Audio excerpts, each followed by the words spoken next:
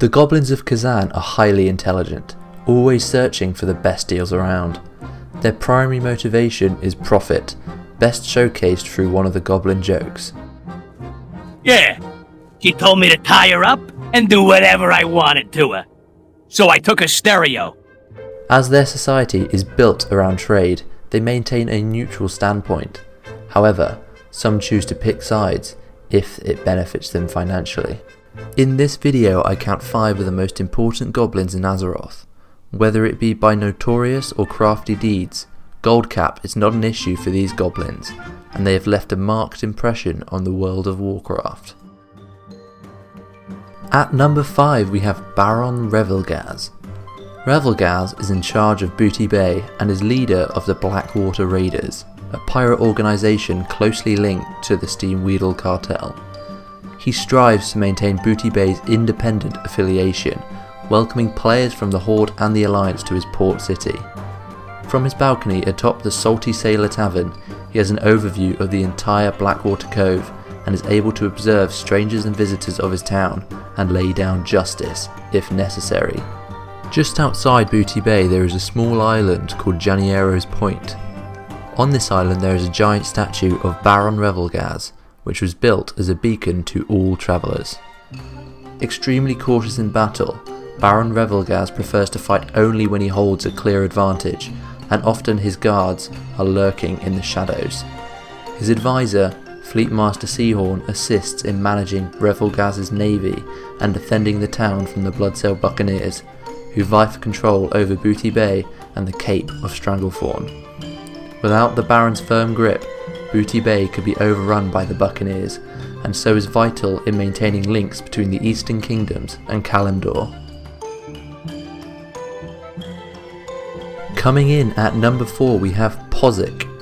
This proud goblin is a pioneering engineer and a race car enthusiast who, along with rival Fizzle Brassbolts, set up the Mirage Raceway on the Shimmering Flats in Thousand Needles. The large open flats provided a great setting for goblin and gnomish engineers to fight it out as to who was superior via the medium of rocket car racing. The raceway became a major success as supporters from the Horde and Alliance would come to cheer on their respective engineers, goblin or gnome. There wouldn't be goblins without profit, and the track also attracted the fortuitous type to the prospect of making big bucks by gambling on the winner. GTL, friend. Gambling, tinkering, laundry. During the Cataclysm, the Thousand Needles was flooded, with the Shimmering Flats being transformed into a lake.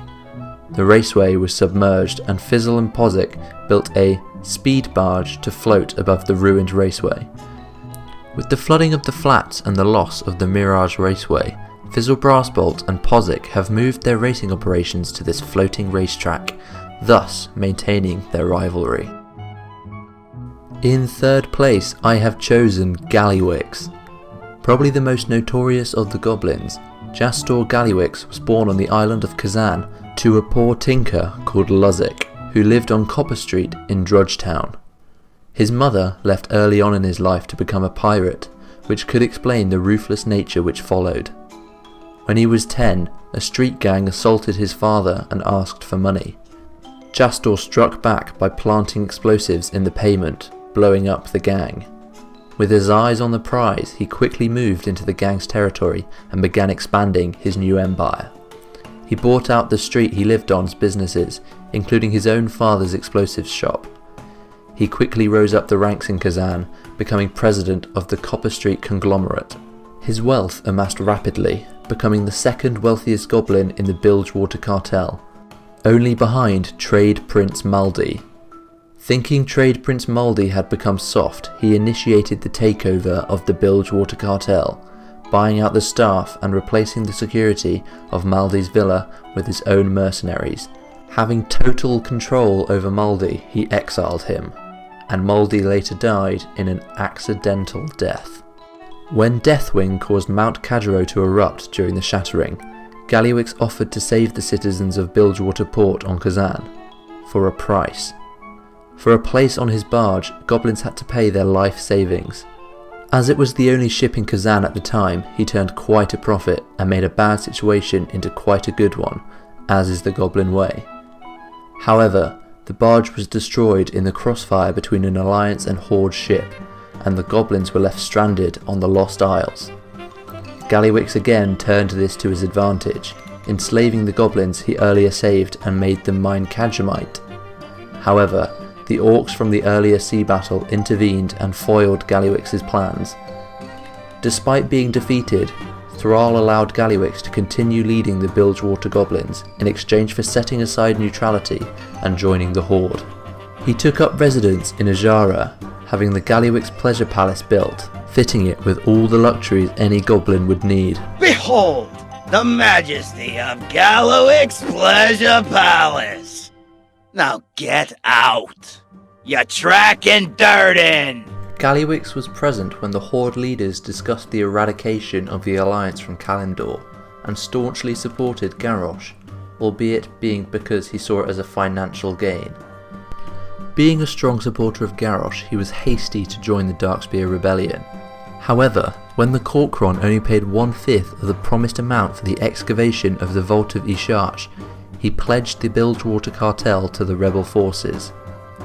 When Garrosh was defeated, Gallywix pledged his allegiance to Vol'jin again, stating that Vol'jin is one tough nut, stabbed in the neck, yet he still comes back to collect what's due.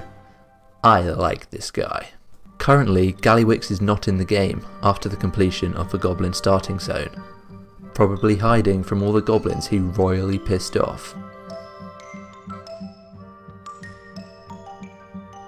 In second place we have MOGUL RAZDUNK. This goblin is better known from the company he set up, the Venture Trading Co. Little is known about this elusive goblin, but his steam armour is legendary on Kazan, where he is known to prefer to intimidate and threaten his opponents than actually engage them. Mogul is a term used to describe an agent of the trade princes, yet RAZDUNK seems to have taken things into his own hands and betrayed his own boss, with the Venture Co growing into a vast empire. The Venture Company is in competition with GAZLOWE over control of Ratchet, and it is said that it is really the Venture Co which owns Ratchet. This suggests that the Venture Co has become its own entity apart from the trade coalition put in place by the different cartels, as it betrays the agreements set in place. Infamous for their goblin shredders, RAZDUNK's company of nature exploiters has spanned the World of Warcraft, having operations in Mulgore, the Barrens, the Azamist Isles, Stone Talon Mountains and Stranglethorn Vale. They also have bases in Sholazar Basin and the Grizzly Hills. RAZDUNK is not unknown to do business with shady groups, and one big business partner was the Defias Brotherhood. Being the most notorious goblin organisation in Azeroth, they are constantly being attacked by Tauren and Night Elves for deforesting and plundering the world for its natural resources. MOGUL RAZDUNK has never made it into the game himself, yet the organisation he has set up will leave a scarring legacy on the face of Azeroth. Maybe one day we will get to meet the big bad boss of the company in-game. And in first place we have GAZLOWE. In his younger days, GAZLOWE was a thief. However, his eyes were on a bigger prize, and through adventuring he gradually managed to make enough money to begin legitimate business, and proved to excel at it. Now GAZLOWE is the leader of Ratchet, the largest and most successful port town in Kalimdor, on the east coast of the Barrens. He remains loyal to the Steamwheel cartel and therefore maintains neutrality in his port town. Despite remaining neutral, he has helped the Horde quite considerably in his time. After the Third War, he was hired by Thrall to excavate water tunnels to the newly built Orgrimmar.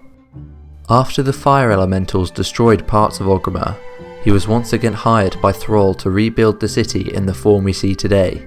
He played a major part in the retaking of Thunderbluff by providing aid to Bane Bloodhoof in the form of zeppelins and explosives. Unlike most goblins, GAZLOWE rejected most of the gold offered to him, suggesting he has some moral fibre when it comes to money.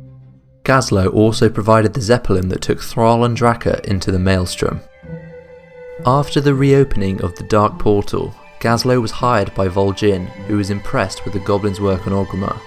He was tasked with designing and building commanders' garrisons in Frostfire Ridge, creating a base of operations for hordes on Draenor.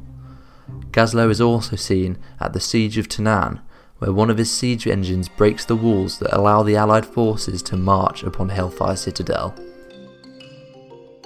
And there we have it, 5 of the craftiest and most entrepreneurial creatures in the World of Warcraft. I won't say any more on the matter because after all, Time is money, friend. see ya!